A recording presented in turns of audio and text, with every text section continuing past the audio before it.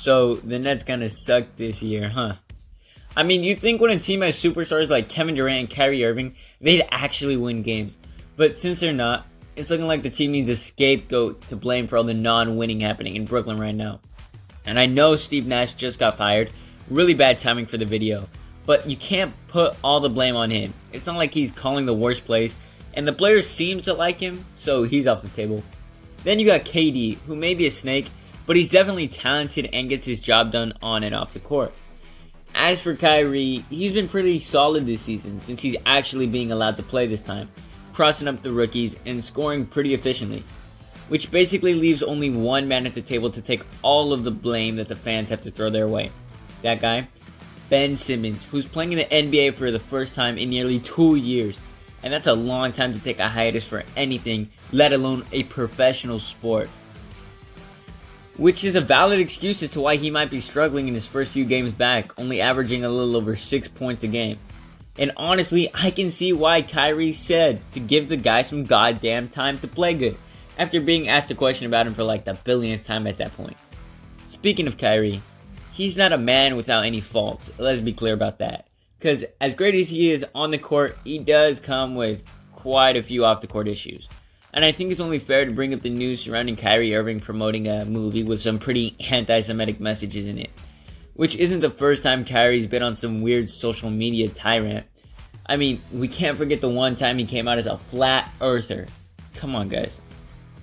Speaking of being weird on social media and anti-Semitism, Kanye's been a pretty awful dude, huh? I mean, maybe he had some influence over the whole Kyrie debacle. Anywho, Ben Simmons may not be the best shooter so far this season, but we already knew that coming into the year.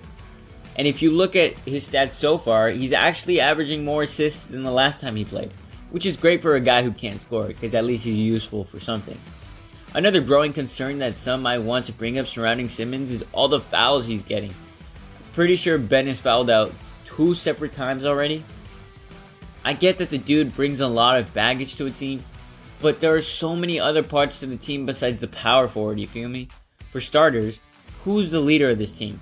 And I'm not saying that literally, because obviously it would be the head coach, Ime Udoka. Nah, when I ask who is the leader, what I'm really asking is what player on the team gets the guys going in the locker room. Like, they really want to rally behind him when times are gloom.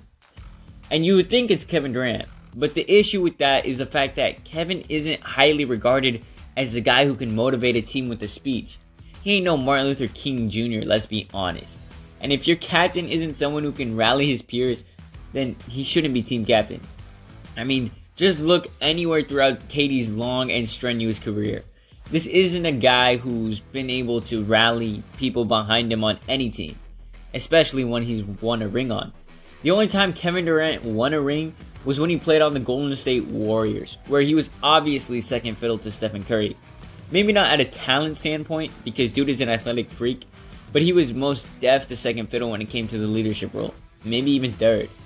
That's not to say that he's never led a team. He has, back in his OKC days, with Harden and Westbrook. But the problem with that team was that they seemed to come up very short. I mean, Kendrick Perkins, who was also a player on that OKC team, has come out and said that when the team needed a guy to be in charge, KD just wasn't him, even when necessary. And the more I continue to look at Brooklyn, the more and more problems I started to see, not only with the team, but with the franchise as a whole.